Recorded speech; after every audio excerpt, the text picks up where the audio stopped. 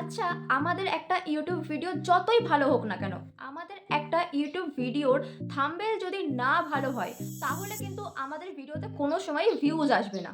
কারণ ইউটিউব যখন আমাদের ভিডিওগুলোকে সাজেস্টে পাঠাবে, তখন কিন্তু সবারই ফ্রন্ট পেজে কিন্তু আমাদের থাম্বনেলটা শো করবে। সেই কারণেই কিন্তু একটা ইউটিউব ভিডিওর জন্য একটা থাম্বনেল কিন্তু খুবই গুরুত্বপূর্ণ ভূমিকা পালন করে। এবং আমরা অনেকেই আছি যারা নতুন ইউটিউব চ্যানেল খুলেছে বা যারা থাম্বনেল কী করে তৈরি করতে হয় সেটা জানে না। তো সেই ক্ষেত্রে কি হয়, আমরা ইনশর্ট বা পিকচার ল্যাব এখান থেকে কিন্তু আমরা থাম্বনেল তৈরি করি, ঠিক আছে? এখান থেকে যখন আমরা থাম্বনেল তৈরি করি, তখন কিন্তু সেখানে আমাদের অনেকটা সময় লেগে যায় এবং কিন্তু আমাদের থাম্বনেলটা ঠিকঠাক করে তৈরি হয় না। এবং সেখানে কিন্তু থাম্বনেল কি করে তৈরি করতে হয়, প্রফেশনালি থাম্বনেল কি করে তৈরি করতে হয়, সেটা আমরা অনেকেই জানি না। তো এই ইনশর্ট এবং পিকচার ল্যাব থেকে থাম্বনেল কি করে এডিট করতে হয়, সেটা কিন্তু আমার চ্যানেলে অলরেডি আগে ছাড়া আছে, তোমরা গিয়ে দেখে নিতে পারো। তো এবার আসি মেন টপিকে। তো আমি যখন ফার্স্ট কোনো থাম্বনেল তৈরি করতাম, একটা ভিডিওর জন্য যখন কোনো থাম্বনেল তৈরি করতাম, তখন কিন্তু সেই থাম্বনেলগুলোকে আমি ইনশর্ট দিয়ে তৈরি করতাম এবং কিন্তু সেগুলো আমার মন মতো হতো না। এবং এটা কিন্তু সবার ক্ষেত্রেই হয়ে থাকে। যখন কেউ ফার্স্ট কোনো ভিডিও আপলোড করে এবং যখন প্রথম ইউটিউবে কাজ করে, তখন কিন্তু তাদের থাম্বনেল তৈরি করতে একটু ডিফিকাল্ট হয়ে যায়। আজকের এই ভিডিওতে আমি তোমাদেরকে বলবো, তোমরা খুব সহজে ইজিভাবে প্রফেশনালি থাম্বনেল কি করে তৈরি করতে হবে। সেখানে কিন্তু তোমাদের সময় লাগবে জাস্ট 5 থেকে 10 মিনিট। তার মধ্যে কিন্তু তোমাদের খুব সুন্দর করে প্রফেশনালি থাম্বনেল তৈরি হয়ে যাবে। তো এই খুব সহজে প্রফেশনালি থাম্বনেল কি করে তৈরি করতে হয়, যদি তোমরা এটা জানতে চাও, তাহলে কিন্তু তোমাদেরকে পুরো ভিডিওটা দেখতে হবে। তার আগে বলে দিই, তোমরা যদি আমার চ্যানেল নতুন হয়ে থাকো, তাহলে চ্যানেলটা সাবস্ক্রাইব করে লাইক করে অবশ্যই পাশে থেকো। এবার চলো মেইন টপিকে আসা যাক। তো প্রথমেই তোমরা প্লে স্টোরে চলে আসবে। প্লে স্টোরে আসার পর এখানে তোমরা সার্চ করে নেবে ক্যানভা বলে। তোমাদের যাদের ক্যানভা ডাউনলোড করা নেই, তারা তোমরা প্লে স্টোর থেকে ক্যানভা ডাউনলোড করে নেবে। আমার যেহেতু এখানে ডাউনলোড করা আছে, তার জন্য কিন্তু আমি এখান থেকে ব্যাক করে গ্যালারি থেকে ওপেন করছি। ক্যানভাতে আসার পর কিন্তু তোমাদের সামনে এরকম একটা ইন্টারফেস চলে আসবে। তো এবার তোমরা এখানে দেখো উপরে লেখা আছে সার্চ, ঠিক আছে? তোমরা এই সার্চে ক্লিক করবে। সার্চে ক্লিক করে তোমরা এখানে থাম্বনেল লিখে নেবে। তোমরা যেই ধরনের থাম্বনেল চাইছো সেই ধরনের থাম্বনেল তোমরা এখানে লিখে নেবে। তোমরা যারা ভ্লগ ভিডিও করো, তারা তোমরা এখান থেকে ভ্লগ থাম্বনেল বলে সার্চ করে নেবে। যেমন দেখো, আমি এখানে লিখে নিচ্ছি ভ্লগ, তারপর এখানে লিখে নিলাম ইউটিউব থাম্বনেল। তো ভ্লগ ইউটিউব থাম্বনেল আমি এখানে কিন্তু সার্চ করে নিলাম। সার্চ করে নেওয়ার পর তোমরা এখানে দেখো নিচের দিকে স্ক্রল করলে কিন্তু তোমরা অনেক থাম্বনেল কিন্তু এখানে পেয়ে যাবে। দেখো আমি এখান থেকে নিচের দিকে স্ক্রল করছি। নিচের দিকে স্ক্রল করলে কিন্তু এখানে তোমরা দেখতে পাচ্ছ অনেক কিন্তু থাম্বনেল এখানে আছে। আর এই থাম্বনেলগুলো কিন্তু দেখতেও খুব সুন্দর লাগছে।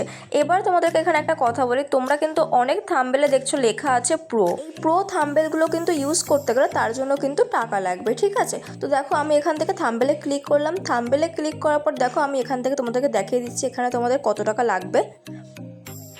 তো দেখো এখানে লেখা আছে একদিনের জন্য 69 টাকা, এবং দেখো এখানে 1 উইকের জন্য 199 টাকা, এবং 1 মান্থের জন্য এখানে 500 টাকা, এবং কিন্তু এখানে 12 মান্থের জন্য 4000 টাকা। তো তোমরা এখান থেকে পুরোটা ক্লিয়ারভাবে দেখে নিতে পারলে। তাছাড়া কিন্তু এখানে প্রো ছাড়া অনেক থাম্বনেল আছে, সেখান থেকে আমরা যে কোনো একটা সিলেক্ট করে নেব। যেমন দেখো প্রথমেই যেই থাম্বনেলটা আছে, আমি এই থাম্বনেলটা এখান থেকে সিলেক্ট করে নিলাম। সিলেক্ট করে নেওয়ার পর এখানে কিন্তু একটু লোডিং হবে। দেখো থাম্বনেলটা এখানে চলে এসেছে। এবার এই থাম্বনেলটাই আমাদেরকে নিজেদের কিছু অ্যাড করতে হবে, ঠিক আছে?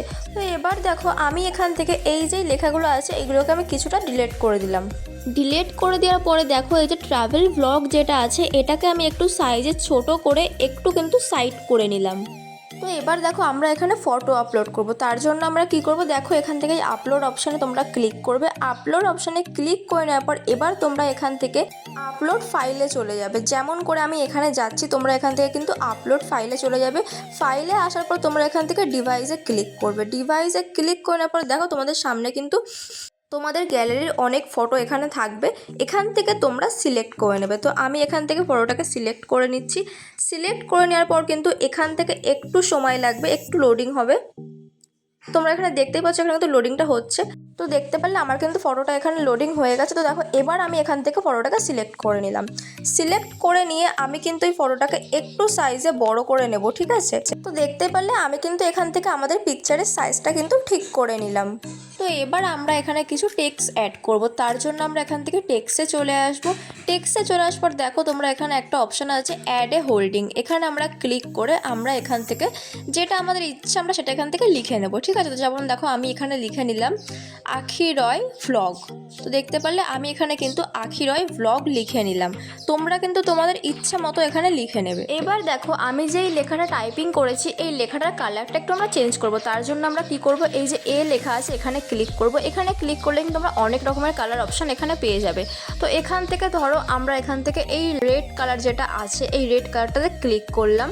তো দেখতে পারলে আমার কিন্তু এখানে লেখাটা রেড কালার হয়ে গেছে, ঠিক আছে। তো এখান থেকে তোমরা অনেক অনেক কালার দিয়ে নিতে পারো।